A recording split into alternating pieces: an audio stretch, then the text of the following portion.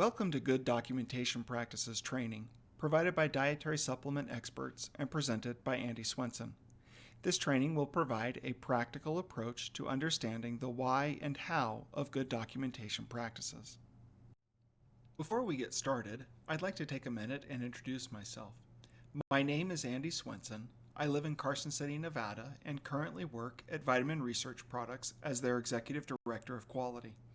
I've been in the dietary supplement industry for about 20 years now and have worked with a lot of great companies like Nature's Way, Chris Hansen, Capstone Nutrition, and Young Living. My primary focus has been directing quality and product development, which include QA, QC lab, document control, and product development departments, along with a short stint in manufacturing.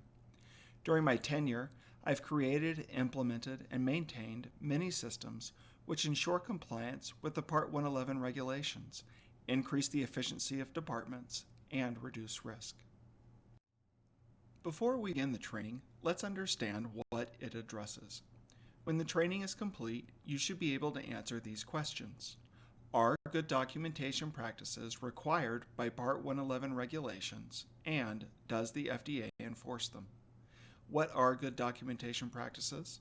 When and how should you use good documentation practices? And what are the expectations? When training on good documentation practices, the first question I like to ask is, are they required by the Part 111 regulations? Surprisingly, the answer is no.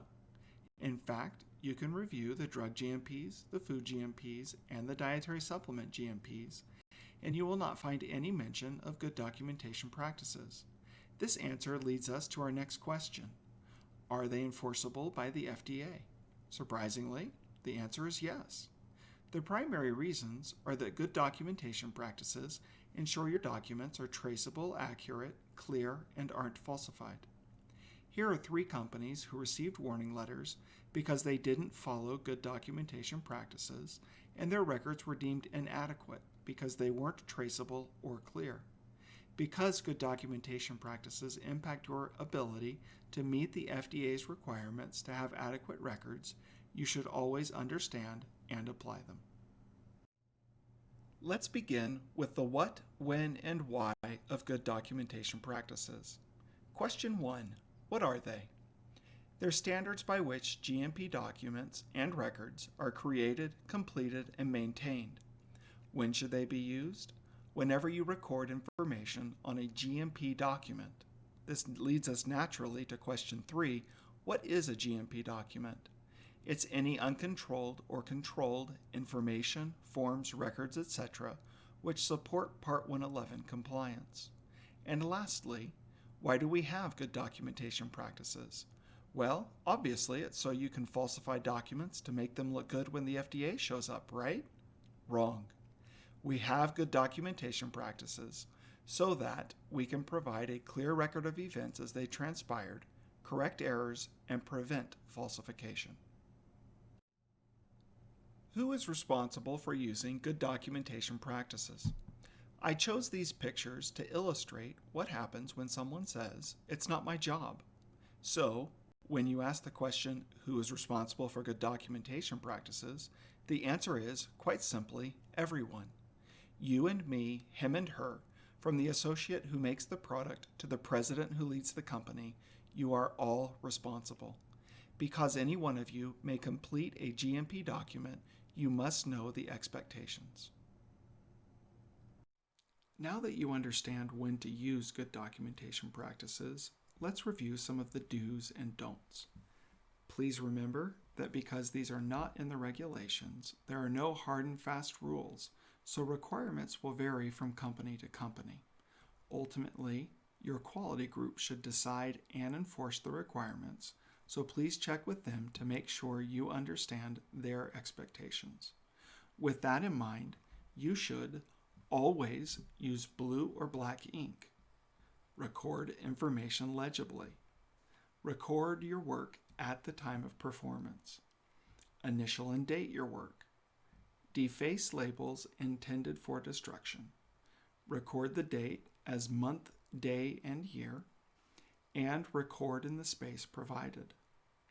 You should never Falsify information. Use pencil or colored ink. Use correction tape or fluid. Pre or post date.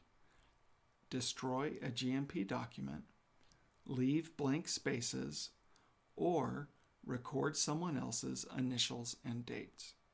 And remember the cardinal rule: if it isn't documented, it didn't happen. We all understand that we're not perfect and mistakes happen. Good documentation practices allow for those mistakes to be corrected, and as long as we do it in the proper way, these mistakes are accepted as part of the normal process. So the first question is, how do we correct them? Well, we cross through with a single line, we write the correct information underneath, and then we add our initials and dates. One of the ways we should never correct a mistake is by writing over it. Let's say I have the number 51, but the number should have been a 68. No one will ever notice if I write over the top of this, right? As you can see, it's very obvious when I try to change the number this way.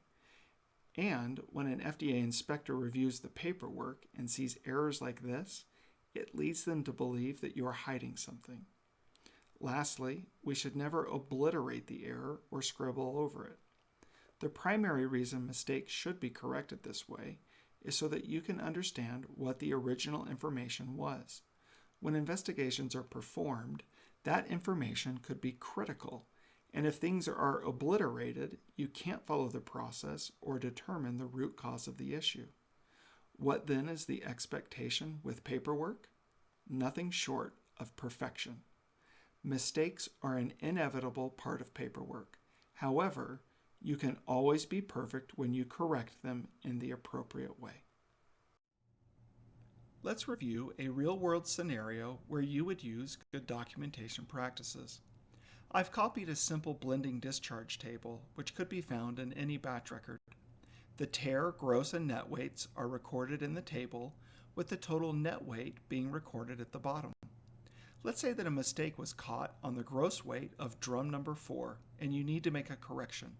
It was found to be 1 kilogram short, and now you need to adjust the filled drum gross weight, the net weight of drum number 4, and the total net weight at the bottom. To do this, you would draw a single line through each of the incorrect weights listed above.